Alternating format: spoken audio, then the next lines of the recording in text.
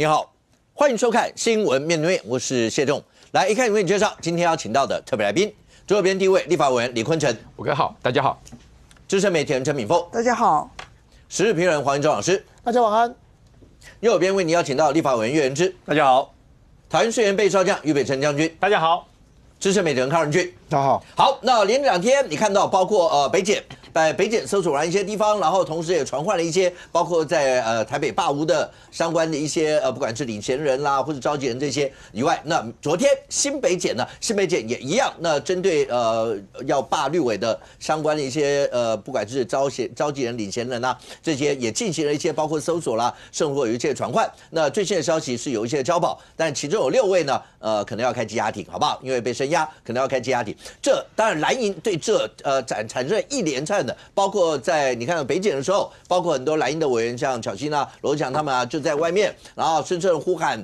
包括那些在里面在问讯的一些相关一些人，同时在过程当中一直大抗司法不公。那尤其罗志祥，你可以看到他这几天反应非常的强烈。那在新北检呢，一样，包括今天在节目现场，包括岳元之啦、罗明才这些委员，那也是在这次过程当中，是罢免会不会过第2阶段一些立委呢，也在新北检外面声援里面的一些人，这过程已经是变成一场司法战，但是没想到在昨天那个过程里头出现了一段让大家完全没办法想象怎么会发生这样的一段插曲，因为其中一个被传唤人，那蓝营的一个青年军，后来他们讲说他不是他青年军的人，但是他就是在罢免的过程当中，某种程度他是在那里面扮演这个角色，在传唤的过程，因为他带了纳粹的背章，包括举了纳粹的。举手礼类似像这些，引起全面的炸锅，因为没有办法想象怎么会出现这样的一些事情，包括德国在台协会，包括以色列的驻台代表，那甚或我们国内大家发起了全面的谴责。人均你没有办法想象为什么会出现这一段。他本来是在国内一个罢免，两边对垒，有没有死亡联署，然后要去传唤这些蓝营，你要把它打成，它就是个司法战，然后讲说怎么会大罢免变成大搜索，变成大收押，这个大家在国内当然都可以讨论，但怎么会出现这一段？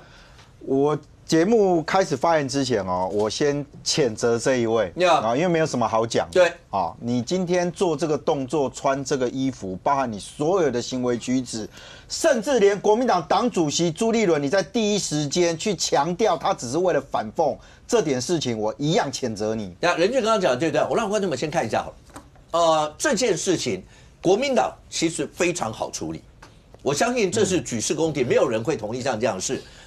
朱立伦在第一时间，当媒体你看到是用他下午改口2个字，你就会在想，到底上午讲了些什么？让你看一下，来。我觉得各种方式都在反讽民进党的独裁今天恶质的独裁。今天台湾已经最新的一个名词，大家都称民进党叫绿共。我们反恶霸，更反对台湾的民主的堕落。所以我们说，我们一定要勇敢的站起来，要战独裁。什么是独裁？法西斯的独裁，纳粹的独裁，是全民所唾弃的，世界大家所不容许的。共产的独裁也是我们坚决反对的。在野党要被一个一个关起来，前有民众党，现在对付国民党。任俊，下午跟上午讲说那是各种方式去反讽，你再怎么反讽，不能是这样的一个方式啊。为什么刚刚提到说德国在台协会跟以色列驻台代表都双发表声明哦？而且德国在台协会其实你看他的用字非常的重，它叫做强烈谴责。那以色列协会哦，事实上你可以看得到，就德国在台协会哦在这边，然后还有以色列在台协会呢，分别都针对这件事情发表了，就是说只要有人使用纳粹符号跟纳粹制服的新闻，而且还带有所谓的政治目的，这整件事情他们完全没有办法接受。刚刚朱立伦在那个袋子里面哦，有讲到了一句说要反独裁，要反什么的，但是你没有搞清楚的一个重点是，今天不管你要表达任何的政治主张，为什么这2个国家他们完全没有看到你口中的反讽，而认为你做这个举止就是不恰当的？在欧洲有一些国家哦，因为过去在德国最原先的德国在实行纳粹的时候，事实上有很多国家是受害的，所以包含德国自己本身法律是有明定你不可以穿着有这项衣服，或者带有这样的一个标志的符号，甚至你看他那个昨天的那个画面啊，其实老实讲真的非常非常的难看啊。穿着一个中山装，然后呢，戴个，然后呢穿着那个衣服，然后手还要举起来，甚至另外一只手还拿着一本哇希特勒跟有关的这个书。你告诉我，你反讽什么程度？这个人更奇怪的是，他原先这样子直挺挺的走进去，出来的时候衣服脱了。我不知道这个可能要大律师会比较清楚，是不是有检察官跟他讲说你不要开玩笑，还是自己发现到这个衣服不能乱穿？但最少身为国民党党主席的朱立伦，你没有当过政务官吗？你没有在行政院服务过吗？你会搞不清楚这种人？我举一个例子哦，大家现在看到是穿这个衣服，你知道各国对于他们曾经受过的苦难，甚至他们自己的元首会尊重或保护到什么程度？你知道？之前那个泰国啊，泰皇他们那个时候不是因为这个国王的这个部分啊，那大家有去讨论说他们的那个要接任泰皇的人，你知道后来泰国驻台代表处啊，他们甚至会针对媒体，就是说，你们去报道这些什么哦，泰王以前啊，就要接任那个以前怎么样，希望大家能够节制。为什么？因为他接下来是我们的国王。就各国对这种东西的保护跟他看重的程度，今天一个国民党党主席居然遇到这种事情，还可以轻描淡写的说，我们就是用各种方式来反讽。我如果没记错，之前曾经有某学校在运动会的时候，还记得吧？后来引起多大的轩然大波，他们也觉得好玩啦。我们就是这个进场嘛，我们就是弄一个这个形式上面。结果今天是一个国民党的党主席。后来国民党赶快发了一个声明啊，那个声明字讲的比朱立伦还重啊，说不管任何人或不管任何目的，我还友善的帮国民党念一下，不管任何人出于任何目的，用这种错误的手段传达不正当的讯息跟消息给国人，国民党都强烈谴责跟唾弃。请你先强烈谴责你的党主席，跟唾弃你的党主席。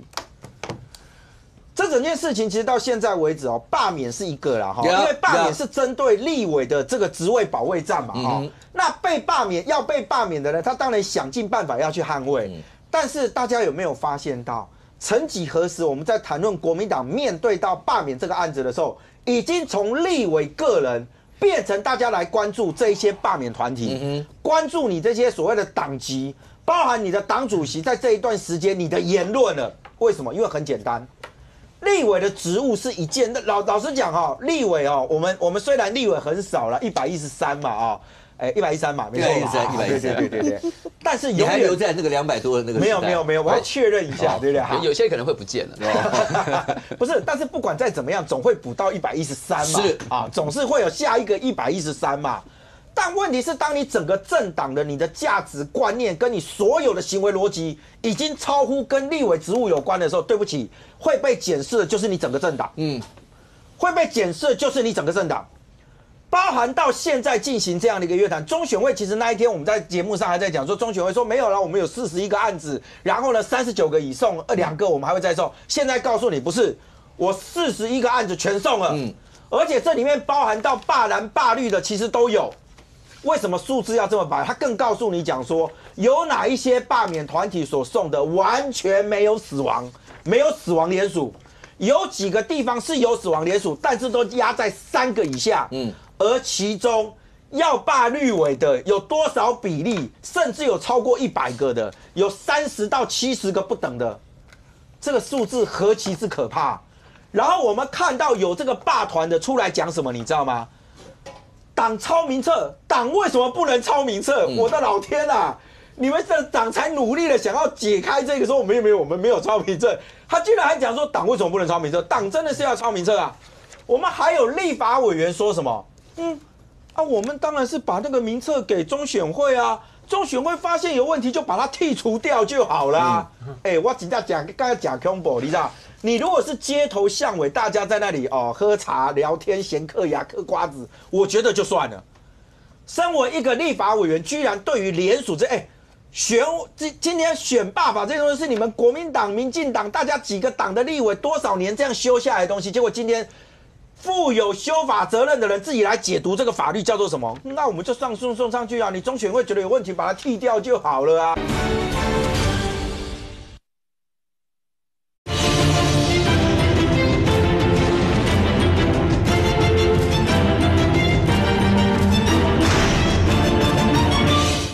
负有修法责任的人自己来解读这个法律叫做什么？那我们就上诉送上去啊！你中选会觉得有问题，把它剔掉就好了啊！怎么会弄到就只针对我们？哦，这种言论何其可怕啊！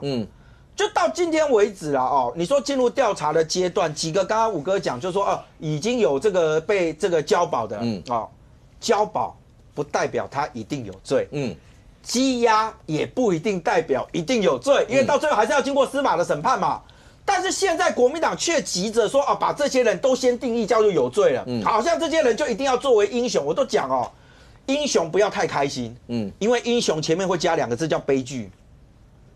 当今天一堆人踩着你们这些人叫做所谓的英雄开始往上走的时候，突然出现了今天这种荒腔走板的事情，而国民党居然没有人认为说这个事情是有问题的，由一个党主席公开出来告诉大家，这没有什么啊。这个东西就只是他就是一个反讽的手段啦，甚至朱立伦还可以上演什么？我今天真的觉得叹为观止啊！在今天朱立伦跑去这个罢免绿委的这个场合里面啊，还跟赖以任站在一起，结果媒体记者说，那是不是请这个赖以任说说话？朱立伦还找他说，你说说啦，就一比他。结果赖以任突然愣了一下之后，拿出个胶带贴在这，绿色的胶带，还绿色的胶带。OK， 我对赖以任的那个动作我没有什么没有什么觉得怎么样，因为那是他的自由嘛但我佩服的是朱立伦，朱立伦居然有办法透过这个眼神的 moment， 因为你光看那个朱立伦一定不知道他要把胶带拿起来贴嘛，不然朱立伦怎么会说该你讲话，不会吧？结果朱立伦就在讲说，好，我们从这个动作就可以看得出来，他大概就是他让所有人都不敢讲话。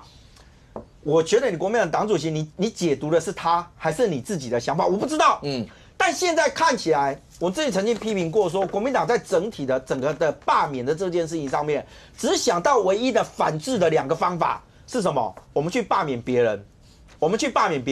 第二个就是搞公投公投大家已经不想提了，为什么连国民党自己都不提公投了？但问题就回来了，到今天为止，原来不是这些立委自己想办法谋生啊，是连这些罢免团体的人也要自己想办法谋生，才会跑出那一个抄党员名册又有什么关系就是抄不然呢我们怎么教？这种话都能说出再到朱立伦今天这一种，虽然他事后道歉他也没道歉，对不起他没道歉，他只是改口，然后继续讲说我们在野党怎么样，我们是这样。你没搞懂，德国在台协会跟以色列驻台这些代表处讲的就是你们的。德国在台协会以一个身为当时纳粹过程当中应该算是受害最深的2个国家，当然一个就是以色列，那时候是犹太人嘛，那时候以色列还没有建国，那时候在世界各地，尤其在欧洲的犹太人，那时候被残害到什么样的程度？包括德国本身受纳粹的，所以德国在台协会今天发的词非常重到无耻2个字。德国在台协会用到这样的词，他们在过程当中深受其害。一中，我直接这样问好了，是乱了套吗？所以才这样。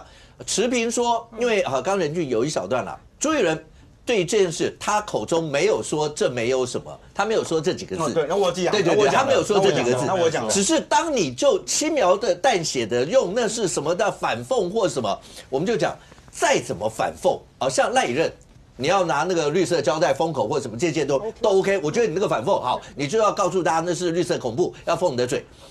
但是针对纳粹被抓跟那个军售跟所有这些事情，它不是开玩笑的一件事。真的。但一中我刚刚讲是乱了套吗？要不然以朱立伦，他一定知道这件事情应该可以算是万国公罪行的了。为什么还会犯这样的错？朱立伦今天早上的反应有点出乎大家的意料。这件事情是发生在昨天晚上，因为他们昨天外面昨天新北地检署外面就。一开始就是新北地检外面，就是因为要声援他们嘛，所以包括很多国民党的立委跟那个国民党支持者在那边声援。那重点是进去的时候，就是刚刚提到那位宋建良，他就穿着那个纳粹的臂章，然后手上拿了一本《我的奋斗》，就希特勒在狱中写的那一本《万恶之书》，然后重点是他还手举的那个纳粹的那个敬礼的手势，完全他就是在挑衅，那个很清楚。那这个动作出来以后，其实昨天晚上网络上看到大家就已经炸锅了，我也有发文，我说这件事情非常严重。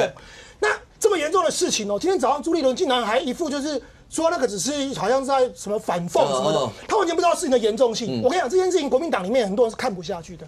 第一个跳出来，我看到是蒋万安，蒋万安谴责呢，废话，正常人都知道他谴责好吗？然后接下来国民党的青年军也谴责。大家都谴责以后，朱立伦在下午的中常会才稍微发表一个比较强硬的态度，但他没有说要处理这个人哦。这个党员现在还很嚣张哦，你知道这个宋建良是国民党的青年军，好，然后他也是那个罢免那个李坤城的领衔人嘛。他今天他还在他接受媒体访问说什么？你知道？他说你国民党凭什么开除我？你们舔共舔成这样都没开除，你凭什么开除我？他接受媒体访问这样讲的啊，所以。这样的一个人，你国民党今天还没有一个任何的党纪的动作，那这笔账你不算，怪谁？那我在想，国民党是不是完全不知道事情的严重性？虽然昨天很多你知道很多教育圈的很多历史老师、公民老师都说白教了，就真的白教。2016年发生的光复高中的纳粹事件，到现在快10年了，这10年大家的教育是白教了。刚刚任军哥有提到这件事情，在台湾我们是目前没有法律规范，你电高的气化嘛，至少处3年以下有期徒刑。奥地利更重，我查了一下，1年以上10年以下有期徒刑。那包括法国、包括捷克斯洛伐克、瑞士、瑞典，我讲的这些族繁不及备载，全部都有刑责啦。就是我们讲言论自由是有个限度的，屠杀600万犹太人那个不是在跟你开玩笑的，那个是很严肃的一件事情，必须诚实的面对。我现在有点担心了，川普来在台积的多掉了。现在新闻可能还没传到美国。川普是最挺犹太人的总统。现在好不容易我们在跟他谈判关税，你给我出这个包。那如果你说是个人出包，国民党选择就是开除他，我觉得就算了。重点是你中国国民党的主席早上那个态度，哇，川普恐怕叫俩公呢。当然网络上现在大家讨论就是说，这个宋建良他从高中开始就有一些比较极端的一些言论。好，那这个是属于他个人的行为，我不在这边做评论。但是我重点没啥你敢不知？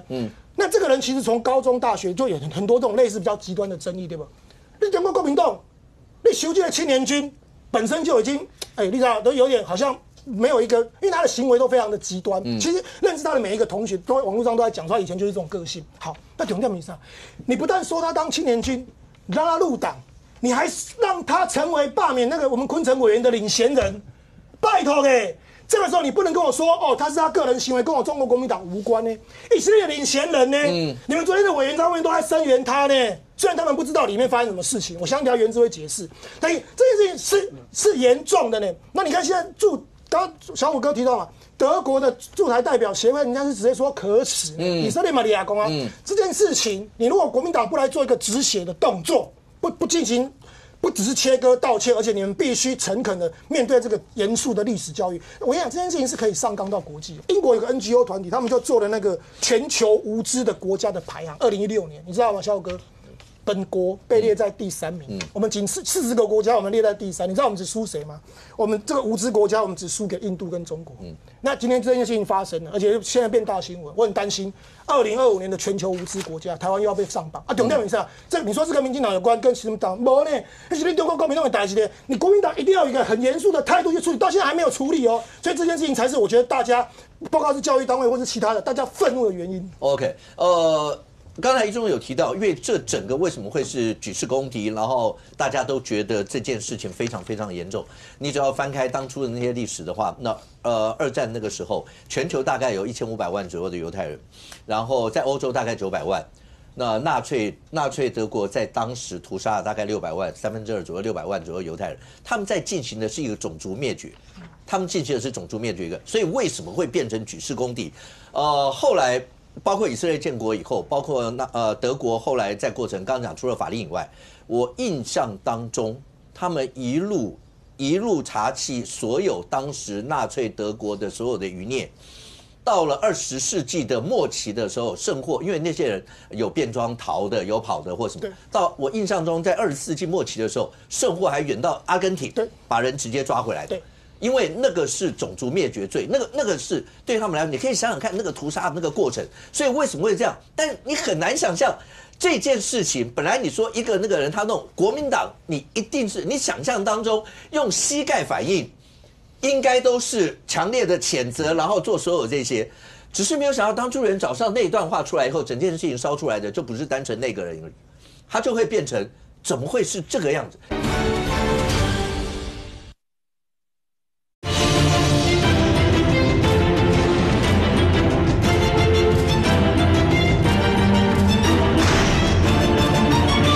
你想象当中用膝盖反应，应该都是强烈的谴责，然后做所有这些。只是没有想到，当朱立伦早上那一段话出来以后，整件事情烧出来的就不是单纯那个人而已，他就会变成怎么会是这个样子？两位立委在这个地方，那当然两位都面临到有罢免线，包括坤城刚讲，这位是罢免我的领衔人，你的领衔人。对，好，来两位，来坤城，你针对像这样一些事情，尤其在这次罢免，有没有亡灵联署？有没有过程涉及犯罪，本来就应该可以讨论。包括国民党这几天提出来的手段，是不是有点太过极端？调查局有必要到人家家去带人吗？有必要什么？要不要收押？这些都可以讨论。唯独这件事，你自己有什么看法？要先谴责啊！这件事情就是说，先不要说这个人是因为罢免我的领衔人，没有这件事情，他所触犯的就是万国公罪嘛，讲的是种族灭绝嘛。那所以说，今天这件事情，不论是谁，不论朝野，不论哪个政党，遇到这个事情就是要先谴责，然后再加上说这个宋建良，他曾经是国民党的党员，那国民党的党主席朱立伦先谴责之外，要开除啊，要开除这个宋建良的党籍啊。可到目前为止，完全没有看到第一个，没有看到朱立伦有道歉。好，早上是说，这个是对于这个民进党的反讽，对于绿共的反讽。所以说，你朱立伦为了要反讽民进党是绿共，所以你就要变成纳粹吗？你就要变成这个支持希特勒的吗？所以整个是荒腔走板嘛。那我相信，因为早上朱立伦的这个言论，他把这个事情当作是一个讽刺的，他觉得说是一个小事情，所以接下来才会有德国代表处，还有以色列代表处会发出这么严重的声明。我觉得这个是对朱立伦、对中国国民党的一个抗议。因为你那个。德国在台协会已经想得很清楚吧，这是一个无耻的行为。是谁是无耻的行为？除了这个宋建良他的这些举动是一个无耻的行为，是一个政治的行为之外，他也是要跟中国国民党、跟朱立伦讲，就是说你早上这些轻蔑的言论是一个无耻的行为。所以我认为今天德国在台协会以色列驻台代表他们所发的声明非常的严重。所以早上记者在问我的时候，我就说，如果朱立伦不道歉的话，这是一个国际的丑闻。那到目前为止，朱立伦没有道歉啊。他下午是改口，他是拐个弯再骂一次民进党。他没有针对事情来做道歉，然后国民党就开始做切割啦。这个宋建良这个不是我们这个什么青年团的团员。那我就问朱立伦，国民党他是不是你们的党员嘛？我这边有个资料，你们去查，在这个2017年的时候。2017年，这个宋建良他还参与这个中国国民党3重青年工作委员会去参加什么党代表选举。中国国民党新北市第6选区的全国党代表选举。那请问一下，如果他不是党员的话，他怎么去参加党代表的选举？所以他已经是党员嘛，这是2017年的事情。好，再看一下，这个是国民党的这个党费的这个收费单。这边有看时间是这个108年，大家看一下108年，然后呢缴费的是谁？宋建良。显得清楚。朱立伦到现在为止都没有谴责，然后呢整个党上下都还是在支持这个宋建良的行为，甚至昨天在这个新北地检署前面的这些国民党的立法委员、议员的民意代表还手举的牌子，上面写了什么？支持正义青年。那请问一下，宋建良是所谓这个你们的所要支持的正义青年吗？你们有支持纳粹吗？你们有支持希特勒吗？如果没有，就出来跟大家做个说明，道个歉，跟大家鞠个躬，然后呢，要对这些人解释清楚，不然你中国国民党是国内的这个最大在野党，在立法院是多数党，结果到目前为止还看不到的党主席为这件事情来做一个说明，做一个道歉，所以我才认为说，今天德国在台协会还有以色列驻台代表他们所发的声明，就是对国民党的一个抗议。元之，你个人针对这件事情应该是强烈谴责的吧？谴责啊，谴责，该怎样怎样，我没有对，该怎么样怎么样。党员如果是党员的话，依照党纪处分都可以啊。那对，可是刚刚的意思就是讲说。朱立伦，我刚刚为什么讲朱立伦是乱了套嘛？因为照理来说这件事情，是很容易处理吧？我觉得是非对错非常容易。可是为什么会是出现前面上午跟下午那事情？连你刚才讲说该谴责该怎么就该要做。我觉得我不知道，因为毕竟我不是他，但是他是不是第一时间他没有掌握到讯息？因为这个人他出来应该是已经半夜了哦。对，那我看到刚刚对面的民进党就要故意把他炒作成说，好像我们昨天有去地检署，就是我们声援支持他的那时候不是半夜，他进去就穿这样。那我没有看到嘛，我们根本没有看到，早上就穿这样子，早上应讯的时候就穿这样子。但是因为像我去，我也没有看到他，我们也不认识他，所以我早上看到这个新闻嘛。我是早上看到新闻，但我昨天我们去那边的时候，我们就是声援纳粹嘛，怎么可能？我们去声援是觉得司法不要双标啊，怎么两边在互霸，然后霸的都是来抓的都是国民党这边要霸绿的，然后绿那边霸蓝的就可以。我们现在讲的是，我们去声援是这件事情嘛，因为一般来讲，第一个啦，昨天大家感觉是这到底有没有大炮打小鸟？以前伪造文书有要搜索成这样吗？有的伪造文书基本上就是用传唤的嘛，有说一大早就要去你家搜索你家，然后甚至去冲党部的，把党部搜一遍。以前有这样吗？如果没有的话，那这个行为当然就会被人家联想是政治的行为嘛。那就我了解，像我们板桥区党部一志工啊，还有那个区党部的主委啊，都被叫去，然后都搞到半夜才回来啊。很多人根本都没有在参加这个联署造册的事情，通通都被。还有的以被告交保，那当然这当然会对我们的士气会有打击，而且会有寒蝉效应啊。所以昨天大家去声援是这件事，这个未免也因为他现在是两边这个政治的一个对决嘛，司法介入，然后只挑一边，那当然我们会认为说这个台湾好像越来越威权跟集权了，再加上民进党最近一些言论。比如说内政部长刘世芳直接讲，台湾不要有民众党，不要有国民党，只要有民进党。他的意思就只要有民进党，因为国民党、民众党都不需要，那不就一党独大了？然后赖清德要做台湾国，有这样讲吗？有啊，他在造势场合讲啊，他说民众党吃台湾米做中国鬼，跟国民党一样，台湾不用这种政党，那不是只要剩民进党，民进党一党独大，台湾只剩民进党的声音，很独裁啊。然后刘世芳说。希望赖清德做台湾国的主人。我不晓得原来民主国家人主权在民，居然总统是我们的主人呢？不是应该总统是我们选出来代理我们治理国家吗？怎么变我们主人了？这是过去封建时候皇帝主公才是主人呢。所以他越讲话越让你觉得越来越独裁了。所以昨天我们去声援这件事，那至于说爆出来这个东西。那当然这是他个人，这当然就是他个人行为嘛。那我纳粹我们谴责，该怎样就怎样。可是硬要把一个霸团的领衔人去跟国民党整个绑在一起，好像国民党为他负责，我觉得又有点太过。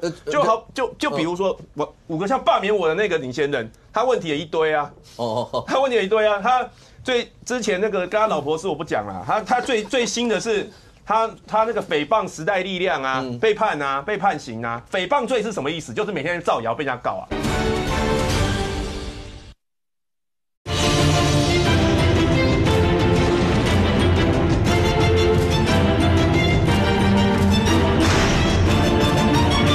之前那个跟他老婆是我不讲了，他最新的是。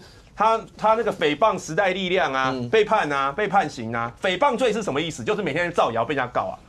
那现在一个每天造谣的人是领衔人，然后他现在也是一直造谣我嘛，为了罢免是一直造谣啊。那这样的民进党要不要跟他切割？也就是他某种程度，你的那个领衔人，他个人有没有私德的问题，有没有其他涉及到刑法的问题，本来就应该要被大家公平，因为你要当这样的领衔人，本来就应该给这样公平。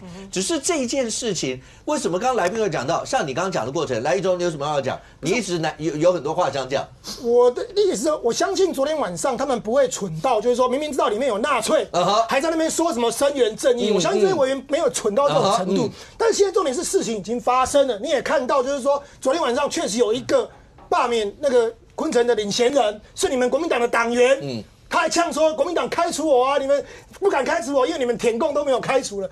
这样的一个人，你们没有一个正式的态度去做处理的话，我恭喜他，为了中国国民党的主席，我也恭喜他们在这个罢免李昆城我们不要了，你自己玩吧，中国国民党不跟你们碰了，我不猜，我不是说要帮昆城讲话，因为我有必要为了罢免一个昆城，然后把我整个党的形象还有国际形象。你们党是不打算执政了吗？中国国民党2008年2028年是不打算执政了吗？卢秀燕什么态度？所以这件事情是严重到这种程度，各国都在看。而且我跟你讲，上一次光复高中那件事情呢，是各国的外媒都在报道。今天如果没有一个态度的话，外媒开始报道这件事的时候，会传递什么讯息？台湾的中国国民党是一个支持纳粹的政党，开什么玩笑？这是国际公罪耶！人志，你会主张你们党里面应该要针对他，不管是有什么包括开除或什么相关一些。其实党后来有发声明，我觉得是蛮强烈，但是没有针对这个人去说啦。那当然。这个议中建议，我觉得党部也可以思考一下啦。因为你看你说他刚讲什么？因为我说真的，我没有在 follow 他。你刚刚说他就说你们国民党那么多舔共都没开除了，凭什么开除他？如果是这样的话，就求人得人啊。他不是这样讲。他说凭什么开除我？国民党内部一堆舔共仔。凭什么开除我？那如果是这样，当然也是可以处理。我真的都没有意见。我只是觉得。我觉得昨天的事情还是要回归到为什么大家要去，不要为了这个事情被民进党转移了焦点。而且这个领衔人说在跟我们也都不认识，那反而是把我那个领衔人呢跟民进党都很熟。对，你们都有很多话。来，你先来。不是元之那个我理解，因为他现在是一个要被罢免的角色，所以他当然会 focus 认为大家焦点应该放在。没有，我甚至觉得他们刚刚提的说，包括你手段需要这样吗？你要什么？其实这都可以讨论，没错。包括过这些都可以讨论说，有没有已经到极端这样？以前的案例有这样，只是当这个所谓的纳粹的那个背章跟所有这些东西出来以后。很难不被模糊焦点了。我讲白一点，他已经变主轴了。我换个角度讲啊，就是说，我其实一开始我就讲说，个别立委要想办法捍卫住自己的位置，他可以有各种的手段，但是可不可以不择手段？我觉得现在整体现在看待这已经超越了立委这个位置有没有被罢免掉。今天即使没有罢免这一战，有人穿着这个衣服，结果国民党党主席的立论跟他的想法认为说这就是反讽啊。他就只是要讽刺民进党就是独裁，然后你觉得这件事情，其实我老实讲啊，你光看早上朱立伦第一时间受访的时候，他是真的不觉得这件事情严重，到后来国民党赶快发了声明，跟朱立伦讲说，哦，又要谴责。可是你真的回来看，朱立伦他真心认为说这件事情严重吗？没有啊，因为他还是把所有的论述拿来认为说，今天再怎么样，有人做这些，只是因为。在野党就被欺负了，这样。所以我其实觉得说元之的这一段包含到说谁领先，老实讲，每一个要被罢免了，包含昆城也进入到这个大家讲说要去罢免他一定也觉得满腹委屈啊。但满腹委屈的过程当中，能不能就是我想尽办法，我觉得我能做的，我就拿出来给大家看。这是今天问题才讨论的重点嘛？不是那个人的行为，不是他们的，不是他们做的，不是他嘛？我现在讲就是说整体上面嘛。没有，我补充一下哈。其实朱立伦主席上午受访的时候，我的感觉，他不是谴责，他不是不谴责而已，他是间接的觉得这样做就是要反讽民进党，有何不可？我的感觉是这样哦。我全程听到他是说，这就是反讽嘛，这年轻人的一些创意，他并没有去一丝一毫觉得他做的有错，反而觉得他这样反讽民进党刚好而已，所以才炸锅嘛。那我要跟大家讲哦，下午朱立伦对于他这个。所谓的纳粹的党徽的行为，他说什么？我们谴责法西斯，谴责纳粹，谴责共产主义，只要是专制、专政、集权的，我们都要谴责。没有道歉，没有道歉。我告诉，这是国民党内部一个很严重的问题。国民党像这一位这位如果昨天没有带这个背章，没有带这本书，谁知道他是谁？进去那么多人，谁知道谁是谁？可他有名啦，他一夕成名了。这个一夕成名好吗？对，我们都知道不好。可是他成名了，而且他是踏着哪一种方式？蜜欢的方式蜜欢的方式，这就是徐小新在国民党里面带动的风潮。举动不惊人死不休啊！我如果平常我这样进去不会怎么样，我搞个纳粹的，天哪，地动山摇啊，惊动国际啊，全世界认识他，因为他很敢做，他曾经在学生时代亲过马英九，亲过马英九，对，所以我要告诉他，这位学生他在学生时代就很敢做。那么我要告诉大家，国民党当吸收进来的时候，要不要保证人？他是党员，确定是党员，没有错。你要吸收年轻党员进来，要有保证人。保证人，我们以前还要做考核，不是国民党入党就入党。我以前在党部服务的时候，你的保证人要推荐他来，我还有面试。可是现在看来好像没有那么严格了，说来就来。另外我讲朱立伦主席缺一个什么？缺一个道歉，诚挚的道歉，然后要处理，不是道歉不处理，不是处理谴责不道歉，你要道歉完要处理。为什么？因为这一位宋建良，我告诉大家，他是蓝统的哦，他是蓝统，他不是红统。为什么我说他是蓝统不是红统？他当时认为马英九是要三民主义统一中国的，所以他觉得蓝统是对的，但是他蓝统的行为不是温和的。我说我们不管是三民主义统一中国，还是要保持台湾独立自由平等，我们做的是温和，捍卫自己，不去侵略人。他所主张的是法西斯主义的方式。他今天他讲如果中华法西斯党执政，早就统一了。他是要暴力统一的哦。虽然他是主张蓝统，他是要暴力统一的。各位，这都不鼓励只要是暴力，你完成你的行为是不统一，是不鼓励。可是朱立伦他跳出来，没有讲要对这个人什么处理，也没有说我们国民党党员我要道歉。今天你想想看，我如果当部队长，我有一个阿兵哥出去抢劫。我会不会跟他讲，他承认了，跟我无关，不要管，我一定要道歉啊！他是我的兵啊，我一定要出来跟社会大众道歉，造成社会大众的不安。朱立伦他是你的党员而且他是什么？是罢免李坤城的领衔人，你都出钱帮他请律师了，国民党不是讲了吗？所有律师的钱我付，你都出钱帮他请律师了，他犯了这样子，这叫做什么？这叫做国际意识认知上的错误。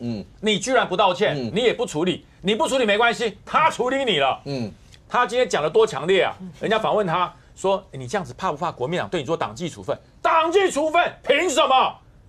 党内一群舔共仔都没有处理了，凭什么处理我？”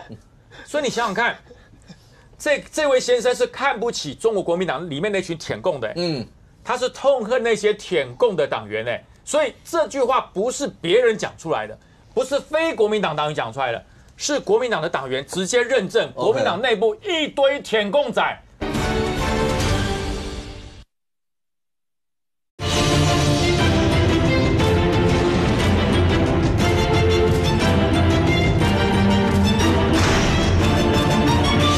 他是痛恨那些舔共的党员所以这句话不是别人讲出来的。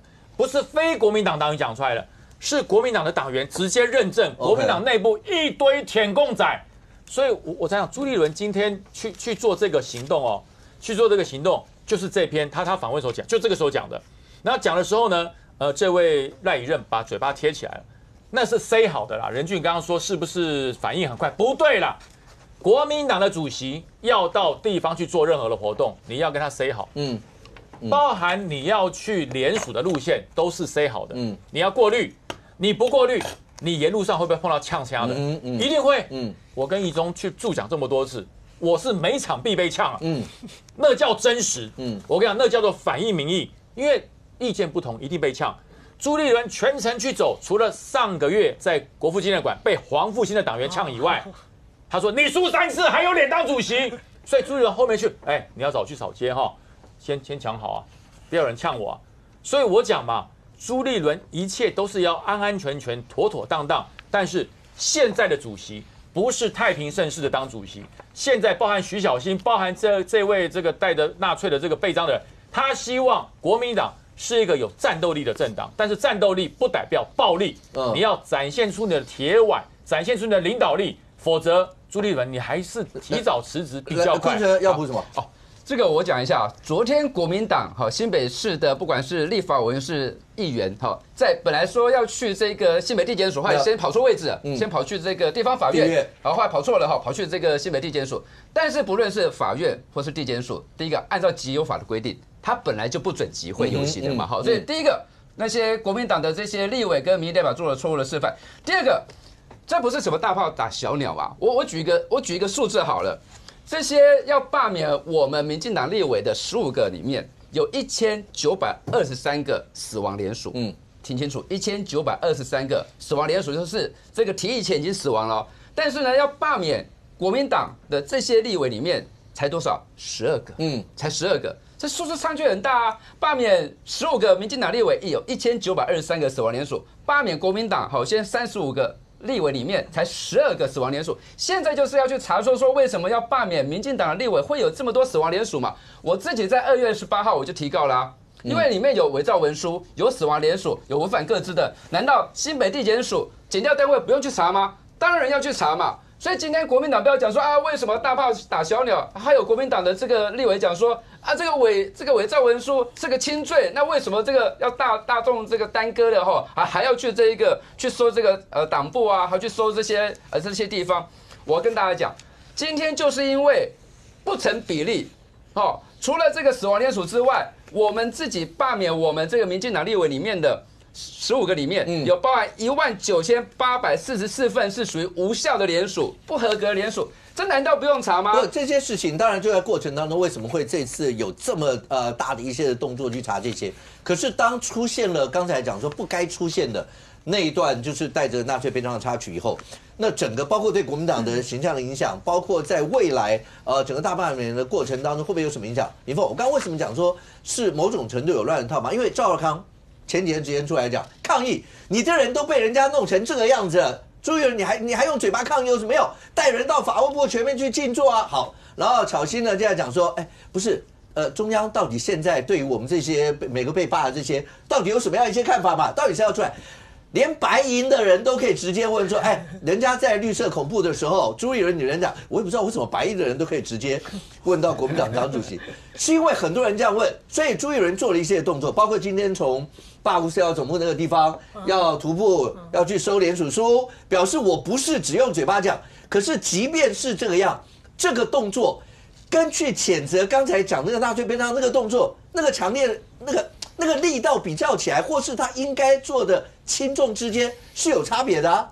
是啊，我就觉得说，整个朱立伦在抄罢免盘的时候，他其实是，我是真的觉得他是你说乱套也好，或是束手无策啊。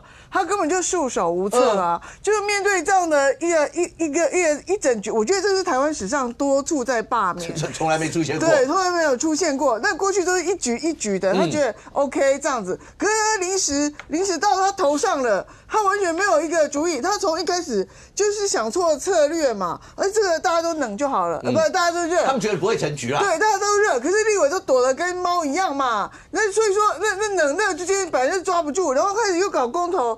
但又没有效啊，然后现在大家批评他，包括这个赵少康，还有党内也很多人都很不满啊，就是你到底在吃什么饭嘛，你搞什么鬼嘛，对不对？什么都没有。好，现在连那个陈世轩，对，白银人都可以直接问到民众党的，对啊，我也不懂啊，人在哪里？我们也想问说你人在哪里啊？他爸爸是国民党的，对，陈明义啊，对，所以他可能是帮卢秀燕打朱立伦，对，但是他也不能代表陈明义去问他朱立伦在哪里啊，他也是白银的嘛。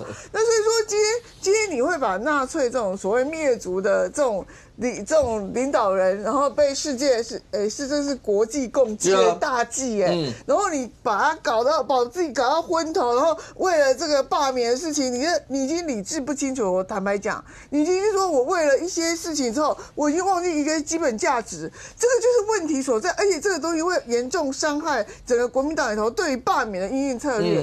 如果你是正常的思考逻辑的时候，你应该回到正常的思考逻辑去因应这个东西源头在哪里去解决，而不是像朱立伦这样也失控。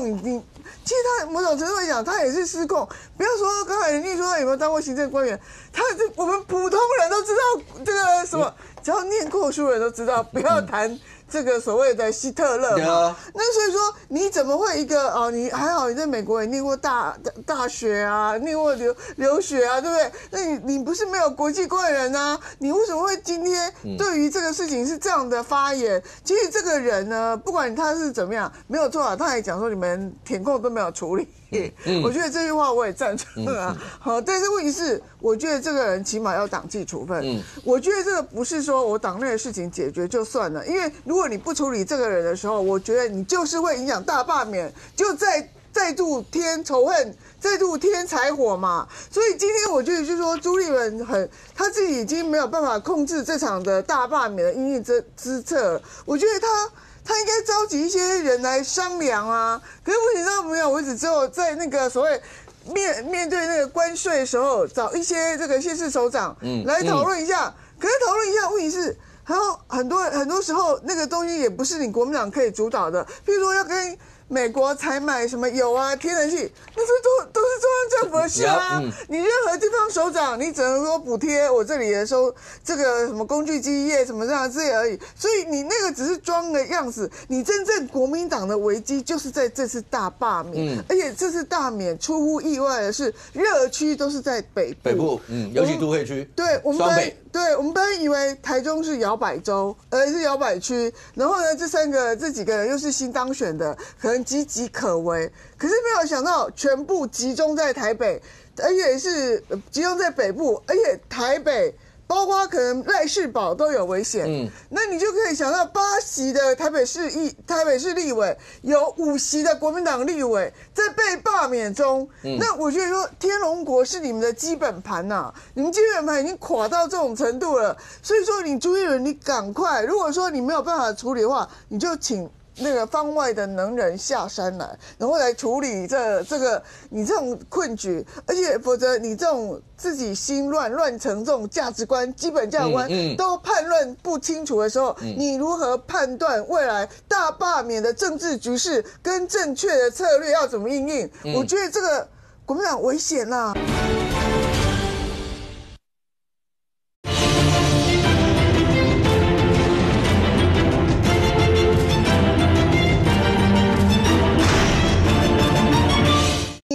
判断未来大罢免的政治局势跟正确的策略要怎么应应？我觉得这个国民党危险啦，灾难到了。元之，从开始有那个罢免，就因为你每次在节目里面讲，其实很早，连你才刚当选，他们就已经开始要罢你，一直到现在已经变成野火燎原这个样。党中央对于整个策略上面来讲的话，你们会不会像巧芯讲的，你们到底有什么策略，让我们知道一下好不好？我们在前面，然后被大家打成这样，好歹让我知道后面有一个整体的规划，要反攻的，要怎么守的，有一个整体规划。你们自己都会觉得说，党中央在这一段来讲，是真的没有什么具体的一些策划吗？包括赵少康为什么要讲那些词？那另外，刚将军讲说，国民党某种程度像青年团体或什么这些。或者国民党内部真的有所谓蜜獾化吗？就因为巧芯你知道神党杀神，佛党杀佛，所以一定要用这样的方式才能出头吗？这蜜獾化我不清楚啦，因为那个人哦，就是叫宋建良，是不是？宋建良。他之前呢，在社群上面还自称自己创立一个叫什么中华法西斯党，然后多次宣称跟国民党没有关系，所以这个人本身很特别啦。我觉得你用这个个案去推论说，是所有青年人都要变蜜獾，然后才能出头，我觉得。个案样本太少，不是重点是为什么会收这个人去当领衔的？我现在的问题是，这个人的问题，他从以前学生时代到你们，相信你们党内大家都知道这个人有问题，那你还把他摆去当领衔人，这件事情我才是觉得最大的问题。因为他们知道当领衔人会有法律的问题。不是，那你派这一个去，民进党为什么要收史书华当领衔人？就一样，不，这个我觉得不会有法律问题啊，国民党用抄了才会有法律问题啊，他们也是公民团体啊，对啊，用抄了才会有法律问题啊，所以你们昨天在那边挺的那些正义青年都是伪造文书，都是公诉罪。公民团体啊，那跟我们有什么关系？就要继续切割啊，都党员啊，就像你们切割史书华一样啊。现在民进党的议员一家按电铃要去罢免叶元之，现在你们还要切割，还要讲说罢免叶元之都公民团体，对不对？而且这个罢免的过程，现在搞到这个整个台湾超级仇恨的。我那个选区有一个失智老人的亲属跟我反映说，他们家是一个店面，然后罢免团体一进去就叫那个失智长辈签联署书，然后他们发现之后，他说他失智，就他们就收走就走，他们很生气来跟我投诉，所以现在这种搞到。就是天下已经大乱了。这个罢团有不同的意见啊。罢团啊，那你们民进党的人也在里面啊。这个罢团说你讲的这东西不是事实，你们那就事实啊，他可以告我啊。那民进党的也在里面啊，造谣的一堆啊。所以现在还要切割说罢免国民党都是公民团体，谁会信啊？然后那个教育部长多扯。他现在很多学校里面在搞那个罢免的摊位，教育部长说这是言论自由啊，所以那以后大家可以到选举也可以到校园去拉票吗？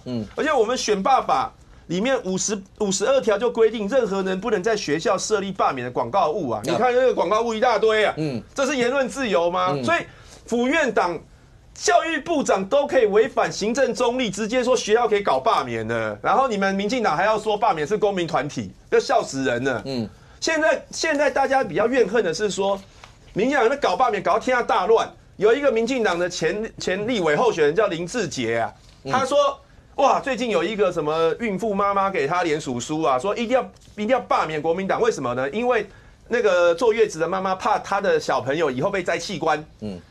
你知道为什么他这样讲吗？就是因为罢免我那个领衔人在网络上带风向，说什么那个博呱呱啊娶了宜兰罗东的那个博爱医院的孙女，然后宜兰罗东那个医院又跟北医在建立一个器官移植的平台，然后陈玉珍又在推离岛建设条例。就说他那个离岛建设条例里面要引进外国的医疗资源，所以这样串起来说，哦，以后台湾这边器官移植可能会被摘器官了，莫名其妙。我今天问那个卫福部长，我说会这样吗？卫福部长说怎么可能？我们在台湾的法令啊各方面都做得非常好，所以他们告他啊，你为什么不告？不是，这不是我要去告，这不是我要去告，而是说他们这边搞罢免的人已经搞到伤害医护人员。你知道医护人员要劝说一个家属捐器官出来救人是很困难的一件事情。我认识一个朋友，他的心脏从小就不好，也爸妈都签了那个放弃急救的同意书，后来是等到一颗心脏才重获新生。器官捐赠是很好的事情，以前赖清德有推广过，但现在民进党为了搞罢免，可是不能是活人，可以恶意啊。可以不是当然嘛，台湾就没有开放活人摘器官嘛？没有来签什么？因为你今天被列名第4个过的嘛，还是第5个过的？不是，你先不要插我的嘴，我还没有讲完。对，不要插我。所以你要搞罢免，让那个林志杰带风向说，好像没有罢免国民党，然后台湾人的器官都被摘掉，然后实话影射说是什么宜兰在干这个事，北医在干这个事。我今天叫卫福部长，我说你要硬起来啊！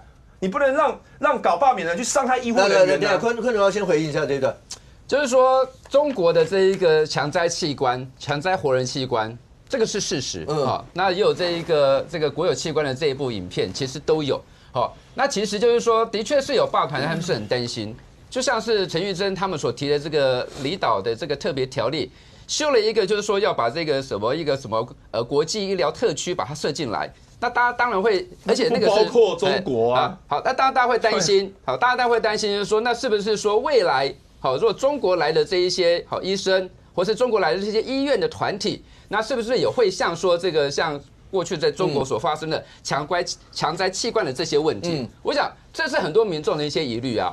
所以说，今天国民党立委他们做了很多的一些法案在立法院所提的，现在连陈玉珍他自己就说好，那现在在大罢免期间他都不提了，为什么？因为他知道说争议性很多嘛。那现在国民党很多的立委开始在讲说，这个在立法院为什么你的预算不解冻？好，为什么你什么样？好，那我在听了我就觉得说，那你们当初为什么要删预算呢？当初你们为什么要冻结预算呢？那现在又讲说，那你们为什么预算不赶快拿来解冻呢？然后又说什么经费已经没有了，你们为什么不编呢？然后这个所有的这些部会官员之后，跟这些国民党的立委讲，就是说，报告委员，因为你们已经把我们这些预算删除了嘛，所以这是很讽刺的啊。对，我们在教育文化委员会啊，有一个委员质询那个教育部长，就是说以前有一个部长叫吴思华，他的冻结的预算有史以来最高，后来也都是用书面报告解冻。其实这是个监督的手段。当初在教育文化委员会，民进党也是弄了一堆冻结案呢，也是准备要删一堆预算啊。后来也是沟通，那时候招委还是我们国民党的，劝他们之后，他们没担那么多，没有动那么多，所以民进党立委都是冻结预算未遂吗？删减未遂吗？这整件事情从当初的预算从去年的法案开始到预算，一直到现在，全国进入大罢免，35比15，可是到了2阶，会过多少？现在当然还不知道，只是某种是有一些罢团大概都已经开始出来讲说哪几位我比较过。当然源自在今天媒体上也有报说那个是不是有基本达标的这一段，可是到底是不是有？你要等到最后中选会去公布。只是过程当中，包括为什么你看到在前天在北检外面，然后包括很多台北国民党的立法委员到外面去声援，然后包括昨天新北检外面，像袁志他们这些立委有到外面去，这些都是因为进入了司法战以后，某种程度好。那当然你说也有很多国民党的人去告发罢团啊，什么有没有涉及到这些，譬如花莲那些，当然引起大家很多一些讨论，说那到底算不算？那为什么在这个时候大家全部都进入这？可是你会注意到有一些的动作是，仁俊我刚刚讲，譬如罗智强最近的动作非常大，是他在北检外面，他对着镜头骂的时候，他甚或连检调，我援引的是他在镜头前面的词，他说检调是走狗，然后走狗要抓罗志强，类似这些。当然他现在也是言必称要把赖清德抓进来，而且不是赖清德总统，是直接讲赖清德。你什么，你就针对我来，你不要对着我的团体，不要欺负这些年轻人。现在包括你看到王宏威有哭，然后巧芯也讲说钱就是反正那个所有的存款都用完了，但这仗就一定要这样打。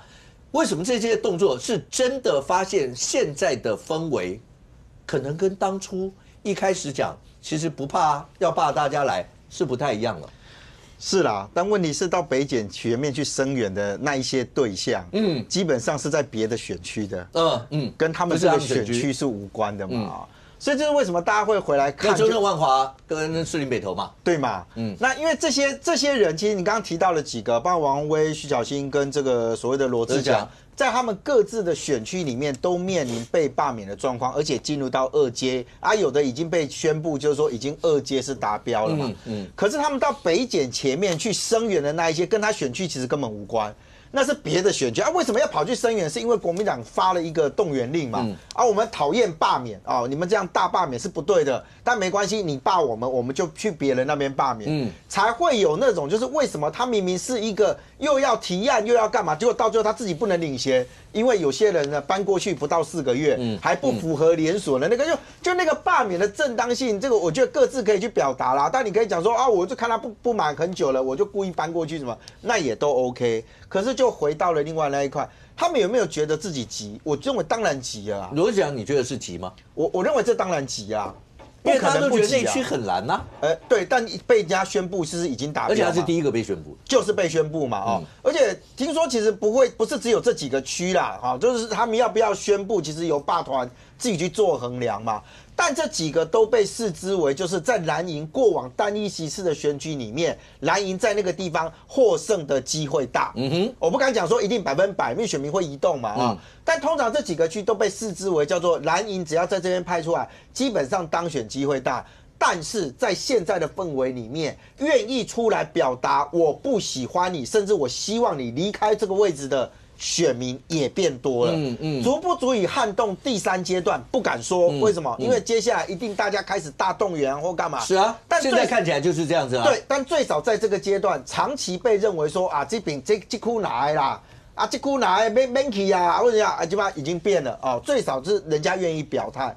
可是我们就讲，就是说，包含到表态，就是说，是不是你看，连挂扛棒都有人来质疑啊？说为什么要这么早挂扛棒？这个是王心怡嘛，他本身是国民党的嘛，对啊，他现在挂起来在大安文山这个地方就开始你看我的政绩有多少，我又争取这个又争取那个，也有人认为就是说，你现在挂会不会挂得太早了一点？你如果现在要挺罗志强，是不是应该在这个时候应该要想办法是把这个扛棒的位置给罗志强挂一挂，开始地方上都有，因为最起码挂这个的时候。譬如像民贤他们，好歹挂一个全力支持，对他那个是李彦秀，李彦秀嘛，对，他就是他们在我们节目被那个林俊彦伟一直讲到最后，他挂了一个大牌子，唯一支持李彦秀，是这样可以了吧？是，以后上节目不要再说我有什么2星或什么这些，就是你要讲自己政绩，我觉得当然，因为2026也就像王心怡自己讲，2026他也要选啊，没错，所以他现在，可是同时看板上面，在现在最节骨眼的时候，弄一块出来讲，唯一力挺。罗志祥 OK 啦，对不对？而且不难嘛，就不要一大块对嘛？旁边小小的几个字，我觉得也 OK 啊。但我必须讲，就是说，可能每一个议员的状况不同嘛，因为王心怡的这个议员的资历比罗志祥深嘛，你说民贤或者是游淑慧。基本上他跟彦秀之间的关系其实又有点不太一样那个选举那个各自地方的调整那个不在我们现在要讨论的范围里面但是他确实看得出来，就是说这些人他会不会急？确实会，因为你如果再看几个民调，都会发现到，包含正传媒之前做，包含后来什么台湾民意基金会或谁做，都呈现一个状态：台湾的民众在赞成跟反对罢免的比例上面，不赞成的其实比较多。但是在愿意出来联署跟愿意投票的人来讲，我告诉你，赞成罢免的比较多，那就问题就来了。蓝营也都承认，就是说他们现在到目前为止，其实很难打破的一个那个隔阂，来自于是他的选民，你怎么叫他出来？他就是有些人就是不想动，这个是个事实。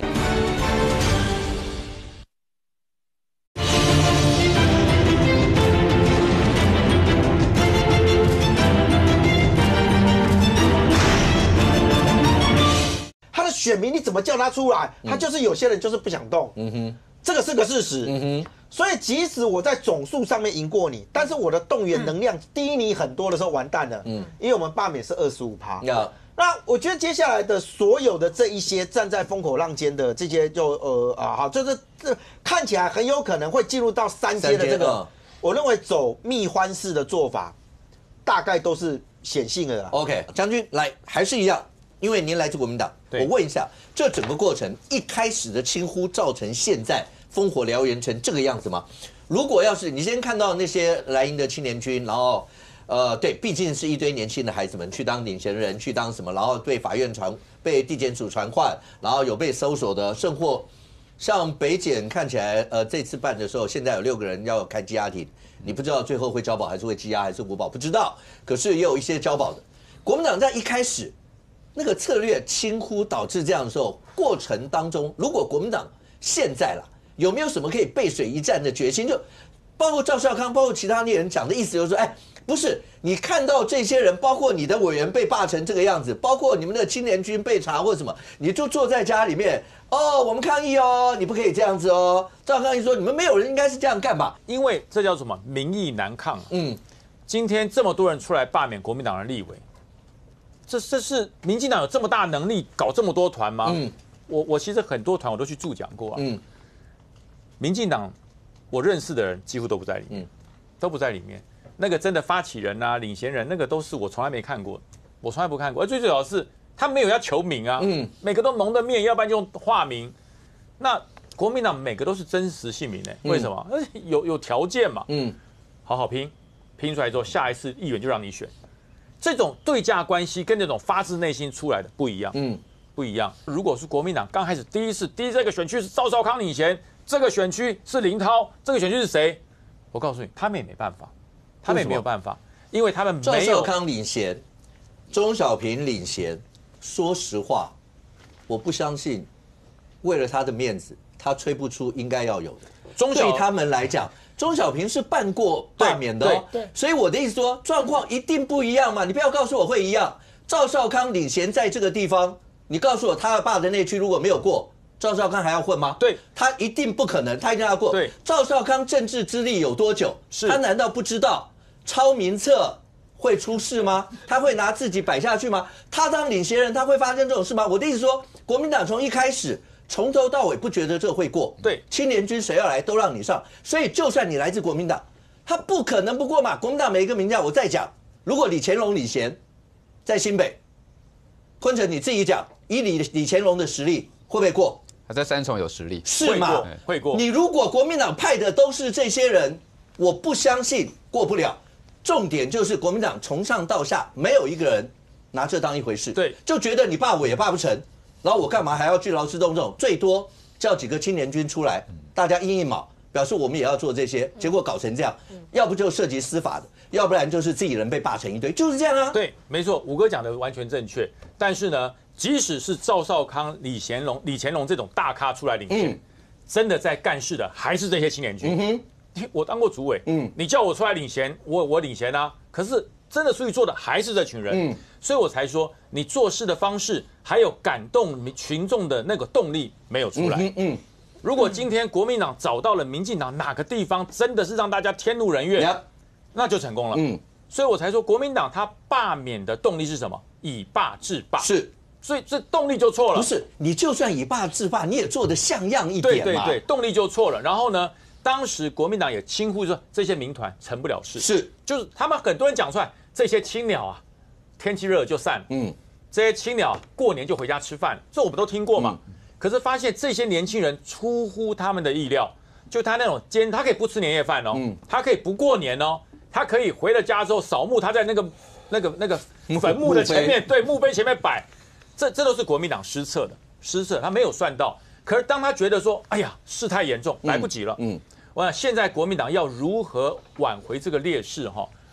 我告诉大家，你只有救点，没有办法救面。就是哪几个人还有救的，赶快全力让他在立法院里面正常表现。有一些争议的法案不要让他签。你至少留下几个活口来。你将军你讲到这就有争论了，这是没有将军前面讲的，我好像会全歼，没有，我是说真的，如果还是全部抱团绑在一起，会全歼，会很惨。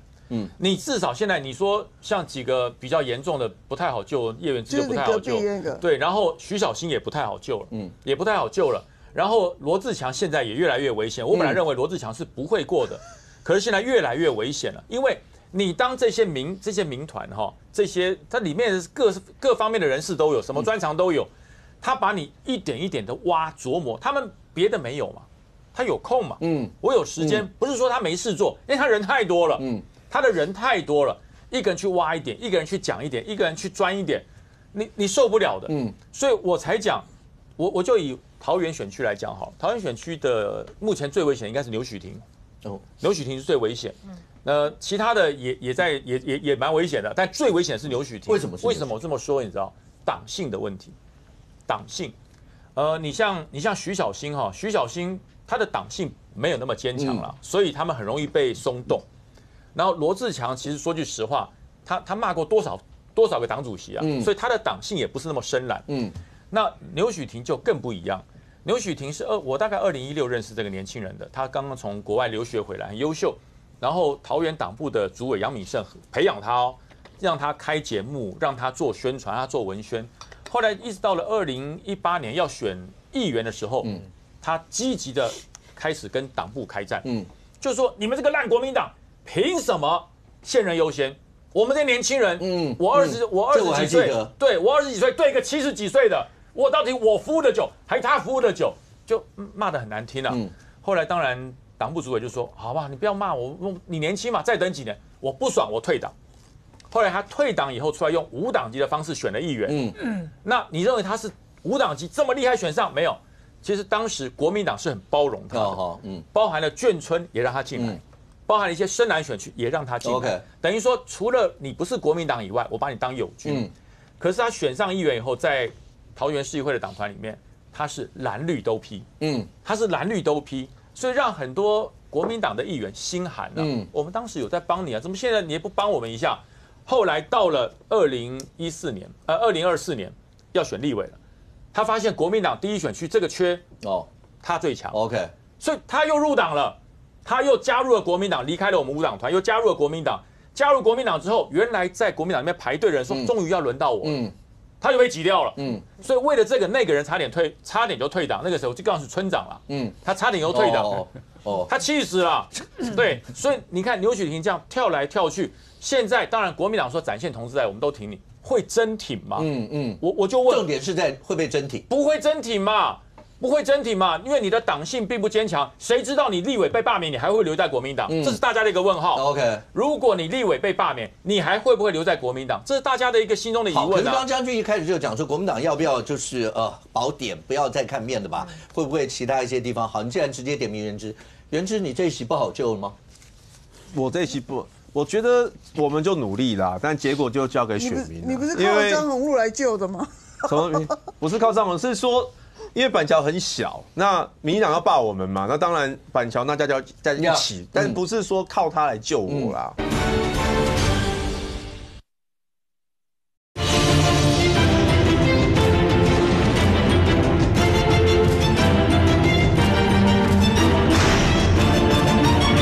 结果就交给板桥人来决定，就是说要不要。去年我选上，如果大家觉得我不好，下次不要选给我嘛。那我去年刚选上，政党恶斗就要来搞罢免，这个是已经创下全世界的奇迹了。对，所以现在看起来没有，所以我觉得就结果就交给选民。OK， 不过我刚刚为什么讲说最近看到当然刚才任俊讲，只要进了第3阶段，看起来能够把所有的盘吹出来，一定都是这样，所以一定都是热战。所以最近包括罗志祥他们的一些动作，某种程度有人说是巩固基本盘也好，你要把所有支持者全部都吹出来也好，是。但是坤城可不可以问一下，为什么最近民党的人从简舒培、林延凤，每个人没事再问到罗志祥，都跟他讨论钱的问题，搞得罗志祥直接出来讲说他一切清白，要你们来查水表，那要什么呢？圣货直接讲，你们只要造谣，我一个一个告。为什么要一直不断问他钱的问题啊？因为虽然那个交保金不是他交的，这个大家都知道，无所谓，因为可能有时间差的一些问题。可是为什么都要跟他讨论钱？因为他钱有问题啊。因为他钱，他说没有，因为他钱交代不清楚嘛，因为他的确是钱交代不清楚嘛。其实那个将军在这边知道吧？2022年。那个罗志祥本来想去选这一个桃园市市长嘛，对啊，那时候还跟朱立伦弄了什么鱼王死破啊，那个侏罗纪之战，对啊，那他那段时间，他也的确这个那时候他还是台北市的这个议员，对啊，那也没有辞，然后就去选要去选这个桃园市的市长，那时候他有募款啊，好，据说是5天就募了1400万，1400万，5天就募了1400万，那大家是在想说，好，那你这个1400万，你最后是怎么样去做核销的？因为到目前为止，罗志强没有讲清楚嘛，那才会有说这个，那他的钱这个是不是有给一家公关公司？然后那家公关公司的里面的一个董事长又是他的基金会董事，大家在怀疑说，那这个是不是有涉及到洗钱的问题？那到这部分，罗志强他也没有讲清楚啊，他就有说啊，这个你这个今天简舒培你这样讲我就要告你那这个要怎么去告你再告你5年，告你10年之类的。但他告是一回事如果说这个你认为说这个简舒培讲的这东西不对，那你应该要先讲出来，就是说好，那我这笔钱。我这1400万我是怎么募的？那我是怎么花的？那当时也有这个高雄市议员也讲出来，就是说，那奇怪了，那你在桃园要选市长，怎么有一些这个开销不是在桃园？再有一些星级的高雄的星级的旅馆，然后去吃大餐等等之类的。到目前为止，那罗志强也没有把这个事情讲清楚嘛。然后呢，那又现在他们有去查这个罗志强财产申报的这个变化表了那当然就是说。他从101年的4月13号做申报，然后到113年做申报，101年是有138万，然后到了113年就是去年做申报1247万，那当然就是说你从138万，然后增加到这快1000万嘛，1247万，那当然他也没有跟大家讲清楚，就是说那如果这段时间都是担任公职，都是担任议员或者到现在担任立委，那怎么样让你的你的财富在12年的时间从130几万，然后增加到1200多万？他没有讲清楚啊。然后现在呢，他要被罢免了，然后呢，他又说这个因为要罢免了，所以他开始要卖书1本500块。那因为不是卖书，他只有卖书皮嘛因为书的内容还没有好嘛对不对？因为他就是说对啊，因为他讲6月书的内容才好，所以现在的确是卖书皮而已嘛。卖书皮也很好卖啊。他说已经接近3000本了嘛，我记得好像2994吧。他说差6本，那就是3000本。所以罗志强是他的募款能力是很强，但是他的疑问在于就是说，他从来没有把他的这一个募来的钱交代清楚，就是说他是怎么花的。所以今天包含舒培，包含严凤，都是在质疑说，好，他过去要选他这个桃园市市长的时候募的那些钱。有没有交代清楚钱是怎么花？因为不是只有民进党质疑啊，连国民党里面都有人去质疑他，就是说当初你怎么募到这笔钱的？那你这些钱是怎么花的？到目前为止，罗志强没有讲清楚嘛。那其实现在大家要质疑说，他财产申报又多了这么多钱，这些都是现在你罗志强不要说我在选举的时候都已经提过了，没有，现在是罢免时间，罢免时间大家会来检验这个你的财产，就像李彦秀他也讲说。去年选举的时间，我的财产就交代清楚了，没有啊？李彦秀没有把财产交代清楚嘛？是这次罢免的时候，大家才知道说，原来他在美国有那些房产，买了又卖，买了又卖。这是罢免的时候才提出来的嘛？那当然，罗志强，我刚前面有讲，他讲说他一切都依法，一切都非常清楚。那欢迎查水表，那同时也说要提告。其实如果要提告反正到地检署到法院，很久的时间了。对，这个时间当然看是不是能够厘清所有这些。可是过程当中，现在罢免已经变成全国大家在讨论这些，每个地区当然状况不同。明凤，雾峰林家，对，今天媒体上有报道，雾峰林家后代出手要挺罢免。这个象征的意义有多大？就很大啊！所以说，我先讲罗志强，是罗志强自己讲说要借500万来贷款，对，要抵押，所以不是要防止抵押去打他不起这个头，头，大家干嘛去查他的钱啊？然后我就讲那个雾峰林家，真的是我觉得真的很惊讶，我自己也很惊讶，因为雾峰林家当然是你台中人对，对，你们应该很清楚这些。对，但是雾峰林家是讲，他的确是当过我们台中县第1届县长选举的第一个林鹤年，他是林县长的侄子嘛，但是他后来整个雾峰的林家，他是转到产业界去了，就是包括那个明台的这个保险业，这个是他们主导，但是他所创办的宏派是留在这个台中，因为他其实是用红的，所以当时就是叫红派了。那跟他选的是陈水潭，他用黑的，所以就变成黑白两派了。那所以说，当然红派在台湾，在台中是。他还是兴盛的啦，黑派是比较吃瘪的。黑派现在主要是以那个严清标他们那一组为主啦，但是红派呢，就是包括现在的江启臣啊、以前的刘松凡啊、徐忠雄，这些都是红派，他还是这个整个是主流。可是雾峰林家真的就是就是这个林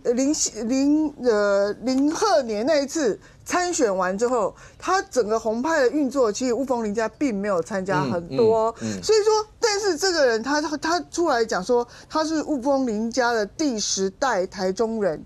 这个东西就有很大的意义，因为他们后来就做很多的艺术啊，或是什么其他的产业。那这个东西就是解释刚才元之一直在抱怨说，这个人讲我什么，其实都不是这样啊。那个人又史书华又干嘛了？他没有讲史书华，是我讲的史书华。